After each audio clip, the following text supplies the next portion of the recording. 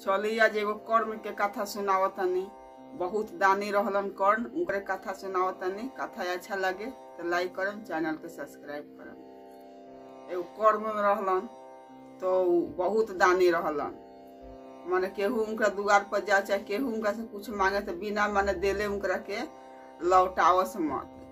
तो कृष्ण भगवान अर्जुन से कहत रहने कि पृथ्वी पर कर्ण ऐसा दानी केहू नहीं खे। तो अर्जुन कहस कि ऐसे तो हो ही नहीं खे सकत कि उनकरा से तो दानी बहुत बड़का बड़का लोग बा, राजा महाराजा। तो कृष्ण भगवान कहे राजा महाराजा से तो बेसी माने कर्ण बारन। उ केहू उनकरा दुआर पर चल जाई तो उनकरा के लौटई हन ना। तो कृष्ण अर्जुन के तो विश्वासे ना होखे कि कृष्ण भगवान झूठ बोला तारन। तो कृष्ण भगवान कहनी और अर्जुन कहलन कि तब उनकर परीक्षा लिया। जब रौरा कहतानी तो कृष्ण भगवान कहनी कि ठीक बा, तब चलो उनकर परीक्षा लिया। तो दोनों जना कृष्ण भगवान और अर्जुन ब्राह्मण के भेष धके गई रखल उनकरा लगे। कर्ण तो रणभूमि में घायल पड़ रहलन, युद्ध भय रहे कर्ण में और अर्जुन में लड़ाई भय रहे तो घायल हो गए रहलन। तो माने कृष्ण भगवान कहनी कि आज एगो धरती से माने दान वीर कर्ण माने धरती से आज माने एगो चल जाई।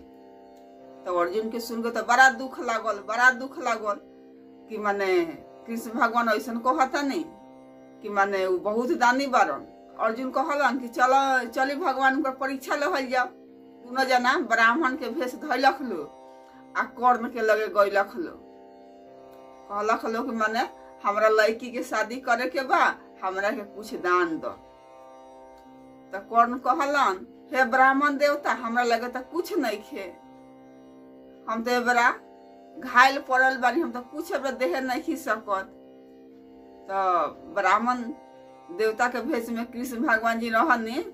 तो वो कहता नहीं कि तहरा दांत में एगो सोना लौकता, उहे एगो दे दो कि हमरा लड़की के शादी में सहयोग हो जाई।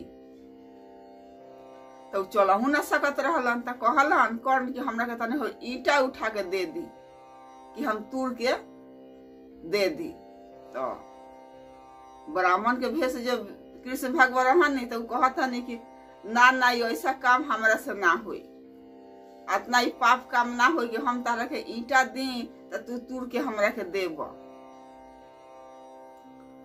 तो कर्ण का कैलन यही घिसटत माने बहुत कष्ट से जाके ईटा से उठा के अपन दांत तूर के और दे तरन ब्राह्मण के ली। तो फिर कहतरन कि ना हम ऐसे ना लेम, खून लागल, हम दांत ना लेम, ये बहुत पाप हमरा लागी, हम ना लेम, एकरा के धो के दो।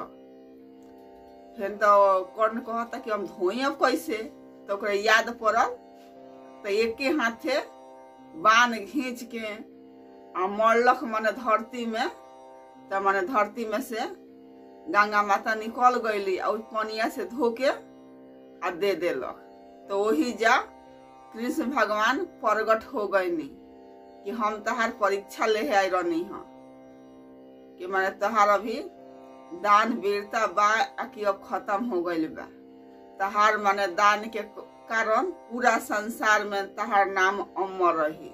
जब ले पृथ्वी रही तब ले कर्ण के नाम अमर रही। कृष्ण भगवान वरदान देहनी। तब अर्जुन के विश्वास हो गल कि हम माने कर्ण दानी बा। तो भगवान से अर्जुन कहलन कि ठीक कहत रहनी हाँ कि माने कर्ण दानी बारन।